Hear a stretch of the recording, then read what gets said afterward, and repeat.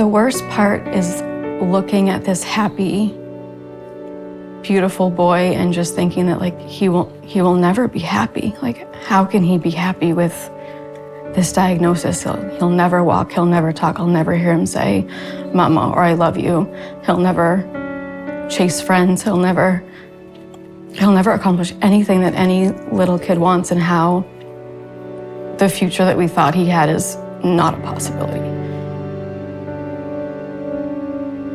Families with children with Lesch-Nyhan disease, the classic form, they all experience the same thing with respect to the neurobehavioral phenotype. But some of the children have more severe behavioral manifestations than other children. And the families that have children with severe neurobehavioral manifestations in the variety of different categories of self-injurious behavior really have a care load burden that is almost indescribable.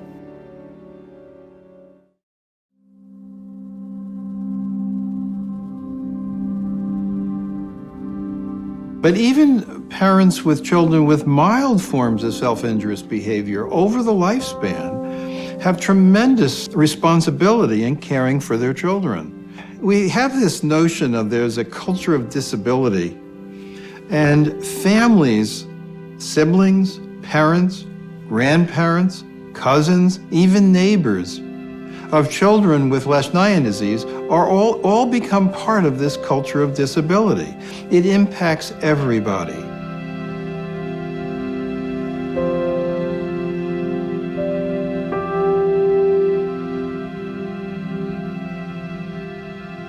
I mean, it changes your outlook on life dramatically. So you would hope that your kid can do everything that you can, plus more, you know?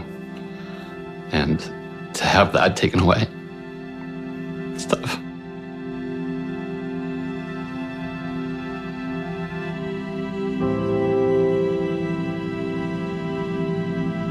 So I remember when Georgie was about 5 months old, we actually had her on the floor beside another baby who was about 3 or 3.5 months old. And there was things that the 3.5-month baby was doing that Georgie was not doing, just on the floor beside each other. It was very noticeable. We really wanted to chalk it up as being colicky, but then when we realized that her gross motor skills were also very behind, we knew that something was wrong, and we knew we had to get help and get other people involved. This burden is what drives families to seek a cure for Lesch-Nyhan disease. We don't have a cure yet. We only have management strategies.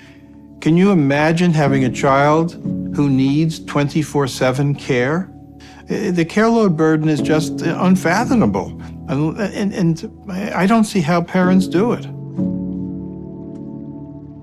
The saddest thing I've had to purchase is binders for her elbows and gloves for her hands so that she doesn't have the ability to reach her hands into her mouth.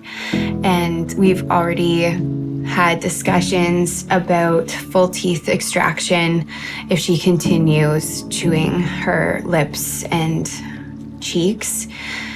Those are conversations that no one can foresee, but ones that are necessary for our children. Individuals with Lesch-Nyhan disease, as they get older, are fully aware that they are trapped in their genetic disease. And they'll readily say to you they hate LN. But they also, at the same time, when care is provided to them, they absolutely love life. You wouldn't think that was possible, but they absolutely love being alive. And it's our job to make sure that they're comfortable throughout their lifespan so that they can enjoy life. There really isn't an option. I have to be there with Georgie in those moments where she's screaming and crying. I can't not be there for her in her worst moments. So that just means that we're tied at the hip, and I can't remove myself. And I know that I have to keep going because somehow she's going and making it through every day. So I need to as well.